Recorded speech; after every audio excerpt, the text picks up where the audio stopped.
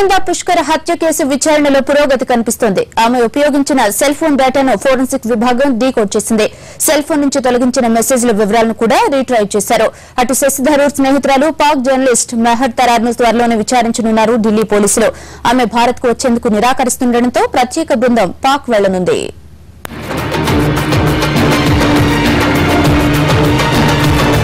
శశిధరూర్ భార్య సునంద పుష్కర్ హత్య కేసును పోలీసులు ఛేదించబోతున్నారా?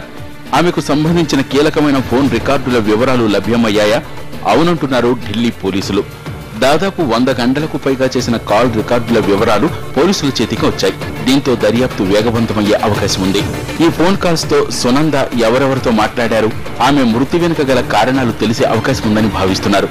ఇది దర్యాప్తుకు కీలకంగా మారుతుందంటున్నారు ఢిల్లీ పోలీసులు.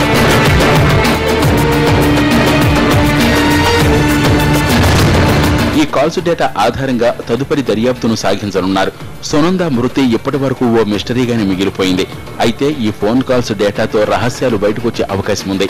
ఇక ఫోన్ కాల్స్ పరిశీలిస్తే ఆమె సహాయం కోసం ఓ వ్యక్తిని అడిగినట్లు తెలుస్తోంది. అయితే ఆ వ్యక్తి ఎవరనేది తెలియడం లేదు. దీనికి సంబంధించిన మరిన్ని వివరాలు ఆమె కాల్ రికార్డుల్ని పూర్తి అధ్యయనం చేసిన తర్వాత వెల్లడిస్తామంటున్నారు పోలీసులు. తాజా ఎపిసోడ్ తో ఈ కేసులో శశిధరూర్ ను మరోసారి విచారణ నిమిత్తం పిలిచే అవకాశం ఉంది. గతంలో 2 మార్లకు పైగా పోలీసులు ఆయన్ను ప్రశ్నించారు. కాల్ రికార్డులను పరిశీలించిన తర్వాత ఆయన్ను విచారించడానికి ప్రశ్నావళిని రూపొందించబోతున్నారు. అయితే శశిధరూర్ మాత్రం తన భార్యది హత్య అనడానికి ఎలాంటి ఆధారాలు లేవని పదే చెబుతున్నారు.